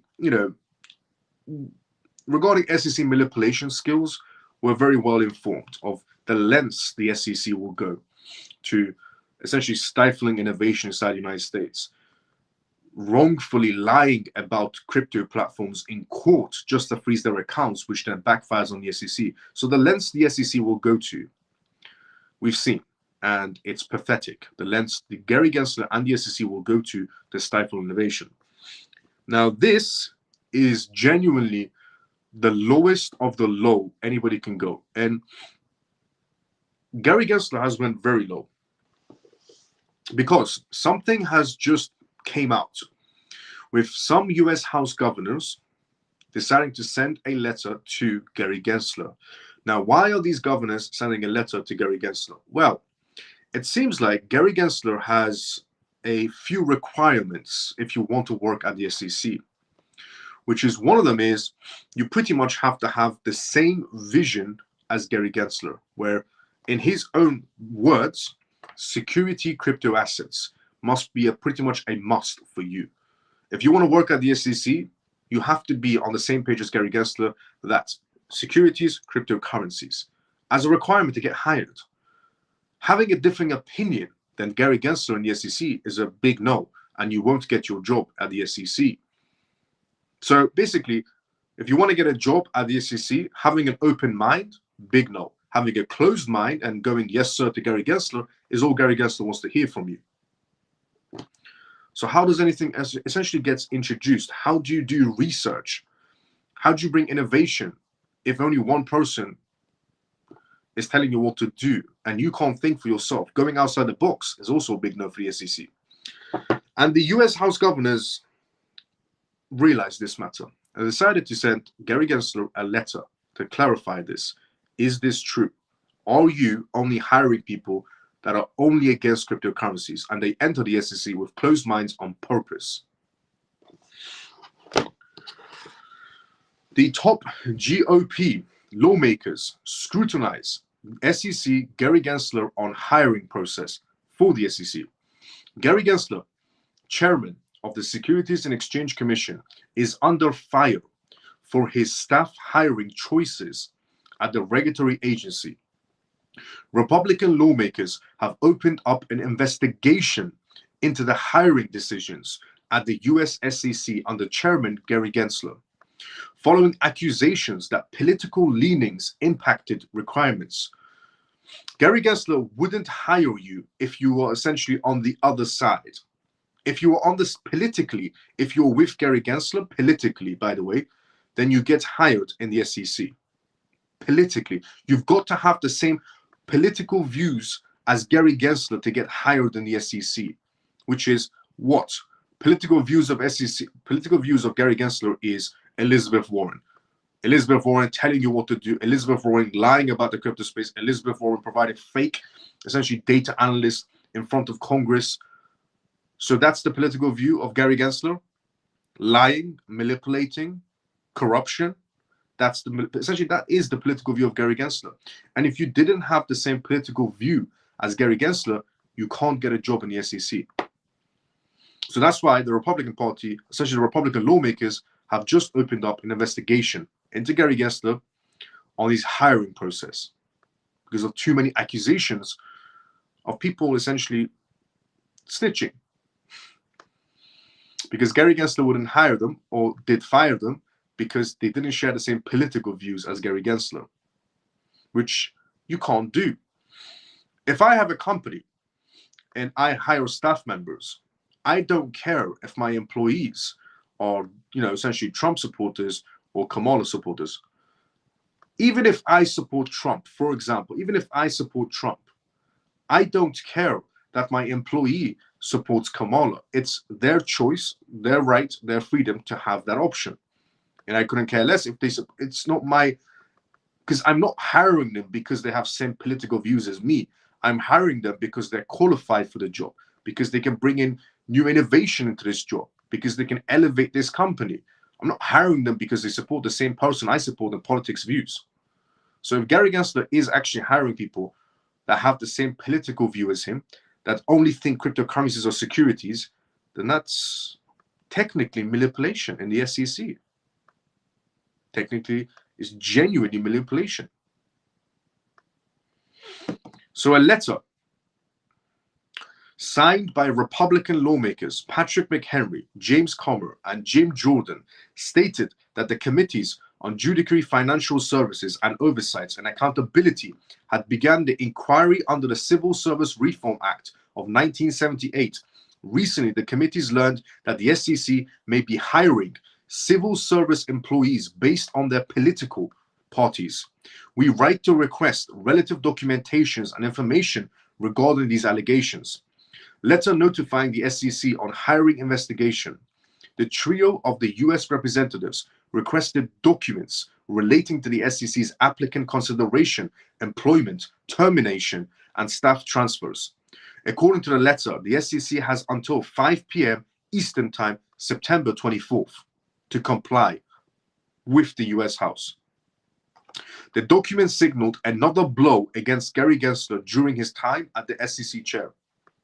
Digital asset industry stakeholders and pro-crypto legislators have also accused Gary Gensler of ambitious practices.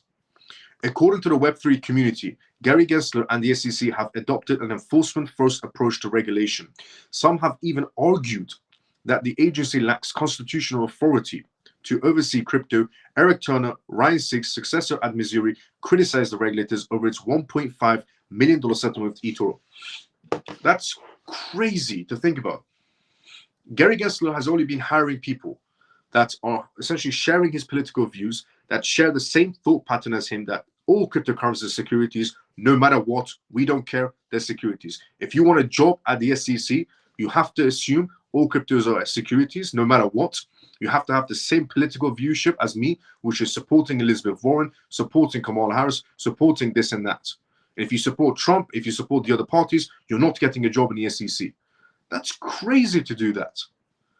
He's absolutely mental. You cannot be doing that. You cannot be segregating people based on political viewships just because they don't share the same thought pattern as you. How can you have a fresh mind, an open mind, when it comes to cases, when everybody has the same thought as you?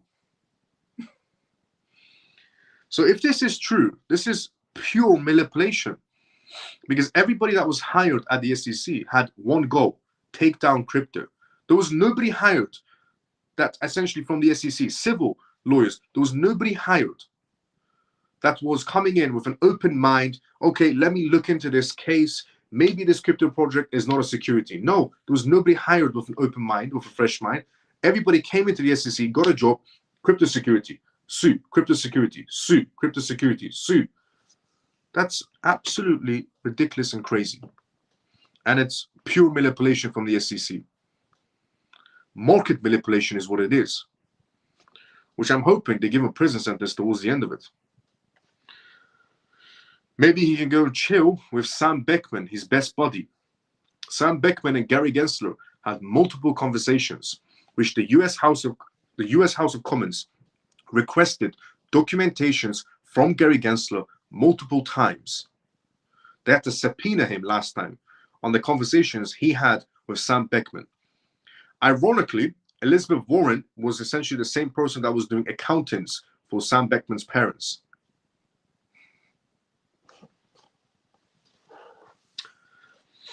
So maybe Gary Gensler, sooner or later, can join his best buddy in prison and sit next to Sam Beckman. And who knows, Gary Gensler might drop the soap too, as Sam Beckman did. Have you seen Sam Beckman's new friends in prison?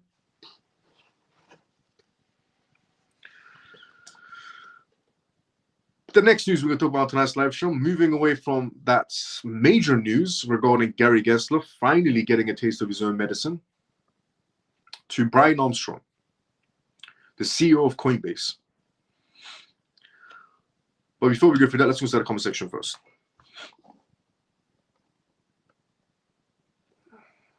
I'm glad I have AVAX in my portfolio. 100% need some more. Let's go, Shelly. Has AVAX got hacked? No. Hey pal, how much from 5K would you spend between AVAX, Link, and Hulu chain? Tell me. Tony, how you doing? Not financial advice in any sort of way. My own personal preference. If I had $5,000 and my options were AVAX, Link, and Hulu chain only, I would go most into AVAX, second place Link, third place Hulu. So I will put most into AVAX, then into Link, and then Hulu. If those are my only options of a crypto project. Miles, that happens in every department of the government. They are suing Gary. They've actually started an investigation into Gary. Yes, JP, I'm very aware. I'm very aware that it does happen, not in every company, but in quite a lot of companies. But it's nice to see it backfire on Gary Gensler.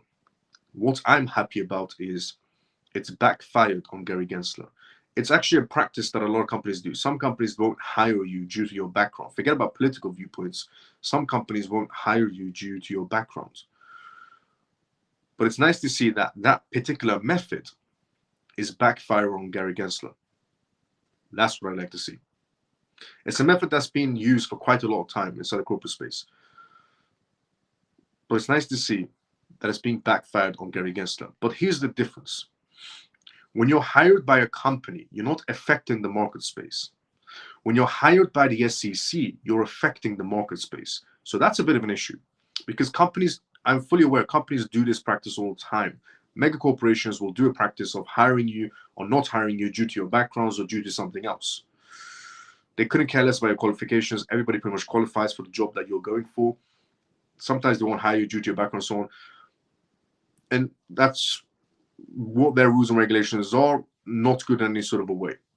But what I am trying to make as a point is that company's hiring doesn't affect the market space and doesn't affect your wallets, doesn't affect it at all. However, SEC using that method to hire their lawyers, that's market manipulation, because the SEC's hiring process affects the market space. Companies hiring people doesn't affect the market space up to a certain extent, but the SEC hiring with that particular method impacts the market space, which becomes market manipulation, which widens that case completely wide open. So aware of the matter on regarding that. But it's a pathetic way to do it for the SEC. Companies I get, because some companies are just weird. But SEC, no. Their hiring process, by using that method, it damages the market space and manipulates the market space. It's crazy. But it's nice to see Gary's getting a taste of his own medicine.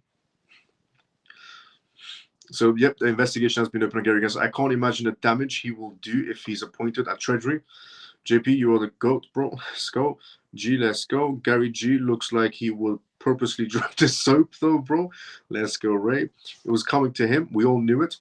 In the US, you hired under your political views in many different companies. True. I believe it's against the US Constitution to deny you because of what you believe. It is, up to a certain extent, but companies do it all the time. But SEC doing it, that's wrong, because that's market manipulation. And market manipulation is a crime. Companies doing it, not much of a crime. I mean, some employees do sue companies due to discrimination.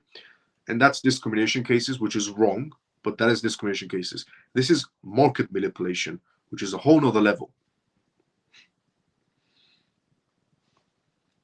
Brian Armstrong is what we'll talk about next. The reason the market space was so messed up with him is because of what he was allowed to do, which is facts. Also, what JP said, I believe it's against facts. What JP said, on that matter as well. I lived here for 25 years. I know why it works. It's messed up. Yeah.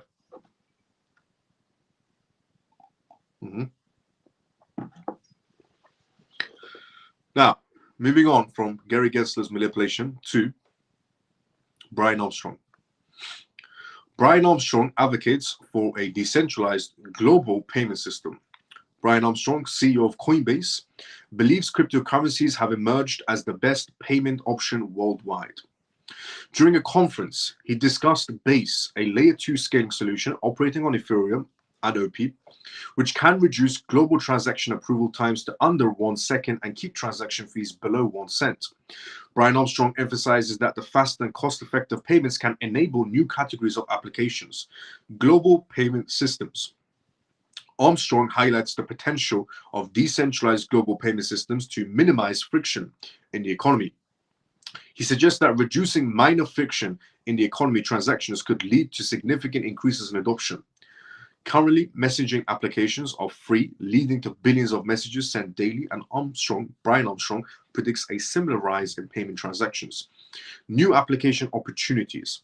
Brian Armstrong essentially asserts that fast, inexpensive global payment systems could facilitate smaller transactions on social media, potentially creating new business models. For example, actions like pressing a like button or upvoting, essentially, content on social medias could be supported by tiny payments.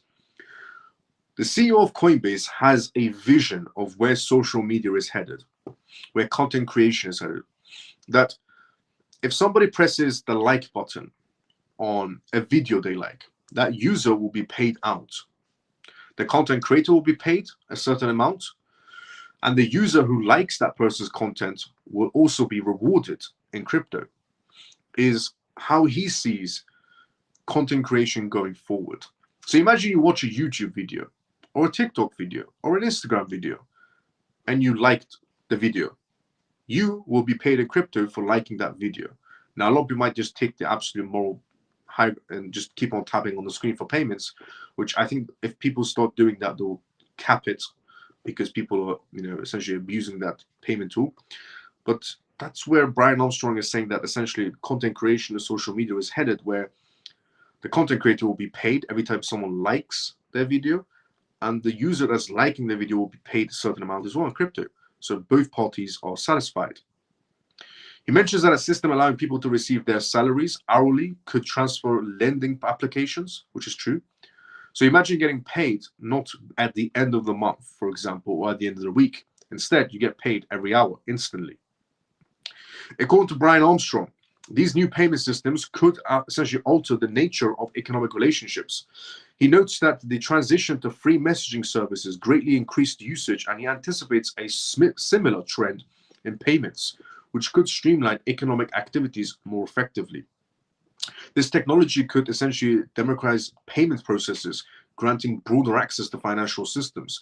Brian Armstrong believes such a system could provide substantial benefits to both consumers and businesses. Reducing friction in payment processes may increase economic mobility and foster new business models. Brian Armstrong's vision suggests that adoption of new technologies could reshape payment transactions and expand economic opportunities, indicating the future economic relations essentially may become faster, cheaper, and more transparent. I think it's great regarding his concept of essentially. Good night, Miles, or CMF. Thank you very much, Miles, for the news. I hope everybody has a great night. JP, see you tomorrow, brother, same time as usual. And once again, thank you for the donation of $500 on tonight's live show for the entire CMF. Absolutely amazing. See you tomorrow, brother, same time as usual. And regarding Brian Armstrong, his vision of where crypto is coming to in terms of payments. People go to work, for example, getting paid on hourly rates straight into their wallets, crypto wallets, instead of waiting for the money to come in every week. Employees can no longer, pay you your wages later, for example, which does tend to still happen in today's society, where some employees decide to pay you, at a much more later date. You can't do that in a crypto world. In a CBDC world or a crypto world, you can't do that. People will be paid on an hourly wage instantly to their crypto wallets, which is amazing because companies can no longer take advantage of the retail section in that matter. If people are getting paid every hour instantly into their wallets. Now, moving on from Brian Armstrong's vision of how payment systems will work around the world to Hawaii. A lot of countries have decided to become crypto hubs, with London recently announcing their regulation policies on crypto assets, wanting to become a crypto hub, even though they, to put in the matter of speech as well, London has mentioned multiple times they want to become a crypto hub. So the UK wants to become a crypto hub. Japan wants to become a crypto hub. Singapore wants to become a crypto hub. Hong Kong wants to become a crypto hub. The UAE wants to become a crypto hub. Bahrain, Kuwait. The list goes on. To add to that list, Hawaii, out of nowhere, Hawaii, emerging as a crypto hub following new crypto regulations. Hawaii's newly intact cryptocurrency regulations are making the state increasingly appealing to crypto companies, with firms like MetaMask and Transact now setting up offices in Hawaii. In June, regulators jointly announced that business activities of crypto companies should not be classified as money transmission under Hawaii law. As of July 1st, 2024, cryptocurrency exchanges and firms are no longer required to obtain a money transmitter license to operate in the state, which is a stark contrast with the most US states. You don't need a money transmitter license to operate in Hawaii as a crypto firm. Wow, that's going to open up a lot of doors for crypto firms. This could attract many notable crypto firms back into the state, according to Brian King, the US compliance officer at Transact. So every company that was pretty much rejected by the US to operate inside the US as a crypto firm can now operate out of Hawaii and have access to the US. And they don't need to have a license. Because if this particular crypto firm went to the US and decided to set up shop in California, they need a money transmitter license. Or in New York, they need a money transmitter license. Instead, crypto firms that didn't have a license and didn't get a green light can now go to Hawaii, because they will get green lighted and they don't need a license for money transmitter license, which means they can open up shop in Hawaii and operate in the US. Loophole. This could attract many notable crypto firms back into the state. The compliance expert told Cointelegraph, Hawaii's recent regulatory decision creates the potential for it to emerge as a significant crypto hub. It definitely will, because a lot of companies got rejected. A lot of companies didn't get their licensings. This will open their doors again, which also could backfire as well. The state's essential interpretation of money transmission in regards to cryptocurrencies sets the stage for a broader adoption, aligning well with the enthusiastic and growing Web3 community in the region. The new regulatory development is a welcome sign for companies like Transact, which can now offer more comprehensive crypto payment services in the state without relying on third-party solutions. Hawaii's regulations are attracting top Web3 firms. Despite the recent regulatory leap forward, Hawaii wasn't always considered a digital cryptocurrency-friendly regulatory region. Back in 2019, Hawaii established a Digital Currency Innovation Lab, the DCIL, to provide a regulated sandbox environment for crypto companies to operate while gathering operational data about them. The 4-year sandbox, which concluded in June, shortly before Hawaii's governing regulatory agencies announced that crypto firms' operations would not be classified as money transmission under Hawaiian law. The regulatory shift attracted numerous notable Web3 firms, including MetaMask, Transact, and BitPay, and Trust Wallet. They are all operating right now out of Hawaii. Trust Wallet is operating out of Hawaii, so it doesn't need a license, doesn't need no money transfer licensings, and they're operating in the US through Hawaii. Loophole. BitPay is operating through Hawaii into the US. Loophole. Transact through Hawaii. Loophole. MetaMask through Hawaii. Loophole. Web3 payment infrastructure provider Transact has also announced its official launch in Hawaii on September 12th, today in other words, in an announcement shared with Cointelegraph. Hawaii to become a key market for crypto ecosystems. Thanks to the regulatory shift, Hawaii could become a key part of the wider crypto economy, according to Transact. With the regulatory landscape now aligned with our operational strengths, we see it becoming a pivotal market, not just for Transact, but for the broader crypto ecosystem. This enhanced capability is a significant advantage, making Hawaii a hotspot for crypto innovation and strategic footholds in the US. Small businesses could find Hawaii's new regime practically attractive due to their complexities associated with gaining a money transfer license in the US, explained Kane. Obtaining a money transfer license, MTL, in the US is complex. Each state imposes different rules and requirements and often different definitions of what money transmission even is, which is factual. Regarding each state inside the United States having its own rules and jurisdictions, you would have to apply for money transfer license and do specific requirements or documentations, or you can go to Hawaii, open up your headquarters, and operate in the US. No license required, no money transfer license required, nothing. Loophole, big loophole, which is going to, positively impact Hawaii It's going to bring a lot of investments to Hawaii, big investments to Hawaii, which can also backfire if some dodgy companies go to Hawaii and open up their headquarters and crypto business and start scamming people in the US. That could also backfire too. So great, they're doing no license, but at least don't operate with a blindfold is what I would say to Hawaii's regulators. So great, they're doing no license, but still do some background checks on who you do approve to have no license in Hawaii is what I would say. Don't just accept everyone inside of Hawaii and say you're welcome, because scammers will just start running into Hawaii, open up their crypto businesses, operating in the US and scamming everyone. So great that Hawaii is doing no license, massive loophole. Going to bring a lot of innovation, good innovation inside the United States, but also Hawaii should do background checks on some of those companies before they give them a green light with no license, because it could backfire as well. Now, we have reached the endings of tonight's live show. If you enjoyed tonight's live show, drop a follow, drop a like, and tune into it every single night. This is the CMF live show. I talk about the most recent things that's happening around the world in terms of cryptocurrencies, CBDCs, AI, politics, regulations. And the topics that we went through on tonight's live show was Hawaii regarding a loophole, massive loophole inside the United States. We talked about Brian Armstrong's vision, the CEO of Coinbase.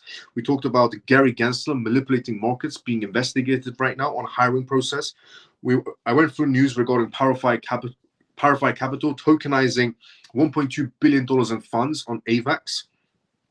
I talked about essentially the RLUSD stablecoin, the progress it's made so far for Ripple. I also went through the topic of Swift launching an initiative to transform tokenized assets on various blockchains, is what Swift said. Everybody always assumes Swift is only with Chainlink, but according to Swift's announcement today, Swift is operating on various blockchains. I also talked about regarding the news of the ECB, the European Central Bank, on tonight's live show. We went through on rate cuts that just happened again on the ECB. We also talked about on tonight's live show regarding Saudi Arabia's movements and what could be possibly a token chosen for them to join BRICS. I also talked about the news topic of Russia on tonight's live show regarding Russia's CBDC. We went through the SEC and CFTC US landmark cryptocurrency bill called the Bridge. The SEC, CFTC are essentially under some sort of a new act called the Bridge, where they're both going to have the same capabilities of essentially regulating the crypto space, which is a landmark US bill. We also went for a news topic of FTX regarding on staking quite a lot of Solana and XRP's Grayscale, which we went in more detail as well. So major announcements today regarding Grayscale's announcements, regarding AVAX $1.2 billion, regarding a landmark US bill, regarding Gary Gensler being investigated on his hiring process, market manipulation. So quite a major news we have from tonight's live show, as we do every single night. This was episode 154 of the CMF live show. You can tune into this live show every single night on X Live, on YouTube Live. If you're not following, subscribe if you're watching us on YouTube. Follow me on X if you're not following me already. Drop a comment, drop a like, retweet this live show. And we also have our own Telegram group as well, which anybody's more than welcome to join. It's completely free. I've been doing this live show for almost 2 years now. The Telegram's been free for almost 2 years as well. Amazing people, respectful people, all inside a Telegram group, which are eager to help more people out, especially if you're new inside the crypto space. It's a perfect spot to be in. And tune into this live show every single night at 11:25 to 11:30 p.m. UK time. If you tune in, you'll be watching this live show. Called the CMF live show, stands for Crypto Miles Family. So, thanks, Miles, for all you do for our crypto family daily. Scott, let's go. See you tomorrow, sometimes usual, brother. Thanks for tonight's live, brother. Big Camel, see you tomorrow, sometimes usual. Ray, take care, Miles and CMF. See you tomorrow, sometimes usual. Pablo, see you tomorrow, sometimes usual as well. Funky brother, good night, brother and CMF. See you tomorrow, sometimes usual as well. Share the live. Also, please leave a response for the live algorithm purpose. CMF, let's go. Mike, see you tomorrow, sometimes usual. Scott, see you tomorrow, sometimes usual. Share the live. Please leave a response after the live for the algorithm purpose. Yes, please leave a response after the live as well. Thanks, Miles. Good night, CMF. Orphan, see you tomorrow, sometimes usual. Thanks, Miles, for all you do for our family group. Scott, see you tomorrow, sometimes usual. I also sent you a message on Telegram. I'll check it out after the live. I'm investing in Miles. Don't forget me, Miles. I'll never forget you, Scott. Let's go. Thanks, Miles. Lots of great news, night and day to all CMF. Shelly, see you tomorrow, sometimes usual as well. Thanks for all that you do for our family group daily. Scott, thanks so much for the kind words, brother. I'm investing in Miles. Let's go. Thank you so much, Miles. Lena, see you tomorrow sometime as usual as well. No problem, anytime. Thanks, Miles. Good night. Stormy, let's go. See you tomorrow sometime as usual. Miles, not smile. Susie, see you tomorrow sometime as usual as well. Please, Miles, please do not, aka OG, when you come to invest in your business, definitely. I will never forget you, Scott. I will see everybody tomorrow, same timing as usual. Everybody have a great day or a good night, depending on where you are around the world. CMF, see you all tomorrow, same timing as usual. Everybody have a great day or a good night, depending on where you are around the world. See you tomorrow, sometime as usual, 11:25, 11:30 p.m. UK time for episode 155. You can tune in every single night. Get some rest, Miles. Let's go, Scott. Good night, Miles and family. Ian, see you tomorrow sometime as usual. Thanks for everything, Miles. Good night, all. Troy, see you tomorrow sometime as usual as well. See everybody tomorrow, same time as usual. If you haven't retweeted the like, thank you so much, Susie, for retweeting. And thanks so much to everyone that's been retweeting and liking the live show as well on X and YouTube. See everybody tomorrow.